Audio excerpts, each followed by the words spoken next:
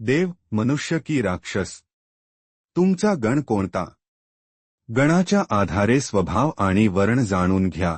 ज्योतिषशास्त्रात मोठे महत्त्व. आपण अनेकदा ऐकतो, तुमचा गण कोणता? देव, राक्षस की मनुष्य? मग आपल्याला प्रश्न पडतो, हे गण नेमके आहेत तरी काय?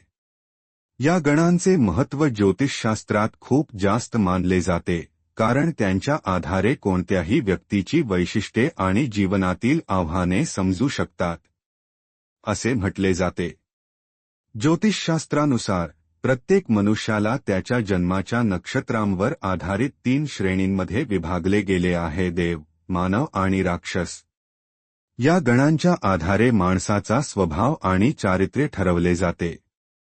या गणांचे लोक कोणत्या प्रकारचे आहेत आणि त्यांचा स्वभाव काय आहे हे जाणून घेऊया. देव, मनुष्य आणि राक्षस या गणांवर अवलंबून प्रत्येक व्यक्तीचा स्वभाव आणि चारित्र्य वेगवेगळे असते. हे गण आपल्या वागण्यावर, विचारसरणीवर आणि जीवनशैलीवर प्रभाव टाकतात. जाणून घेऊया या गणांबद्दल. देवगण. अश्विनी, मृगाशिरा, पुनर्वसु, हस्त, स्वाती, अनुराधा, श्रवण किंवा रेवती नक्षत्रात जन्मलेले लोक देवगणाच्या अंतर्गत येतात. ज्योतिषशास्त्रानुसार देवगणचे लोक बुद्धिमान असतात आणि साधे अन्न खातात. त्यांचे हृदय कोमल असते आणि ते खूप भावनिक असतात. विचार उच्च असतात आणि ते नेहमी इतरांच्या भल्याचा विचार करतात. देवगण लोक दान आणि परोपकारावर विश्वास ठेवतात आणि धार्मिक कार्यात रस घेतात. त्यांची देवावर आणि उपासनेवर अपार श्रद्धा आहे आणि इतरांबद्दल दया आणि माया आहे. त्यांच्यासाठी स्वतःच्या कल्याणापेक्षा इतरांचे कल्याण अधिक महत्त्वाचे असते. मनुष्यगण. भरणी, रोहिणी, अर्द्रा, पूर्वा फाल्गुनी, उत्तरा फाल्गुनी, पूर्वाषाढ, उत्तराषाढ, पूर्वाभाद्रपद किंवा उत्तराभाद्रपद नक्षत्रात जन्मलेले लोक मनुष्य श्रेणीत येतात. समाजात माणूस श्रीमंत आणि सन्माननीय असतो. त्यांचे विचार स्थिर असतात आणि त्यांना त्यांच्या जीवनात स्थिरता आवडते.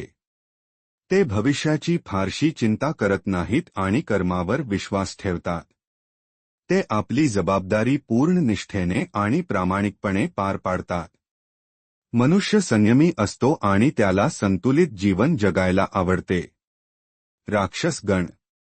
ज्या लोकांचा जन्म मघा, चित्रा, धनिष्ठा, शतभिषा किंवा ज्येष्ठ नक्षत्रात झाला आहे ते राक्षस समूहात येतात.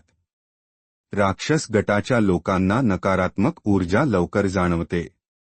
6वे इंद्रिय त्यांच्यामध्ये विशेषतः सक्रिय असते, ज्यामुळे ते परिस्थितीचे सखोल आकलन करू शकतात. त्यांची इच्छाशक्ती प्रबळ असते आणि ते धैर्यवान असतात. हे लोक स्वभावाने स्वतंत्र असतात आणि त्यांच्या कामात कोणाचाही हस्तक्षेप त्यांना आवडत नाही. राक्षस गणाचे लोक त्यांच्या विचारात कट्टर असतात आणि त्यांच्यात राग येण्याची प्रवृत्ती जास्त असते. त्यांच्या स्वभावात कणखरपणा असतो आणि त्यांचे ध्येय साध्य करण्याचा त्यांचा निर्धार आहे.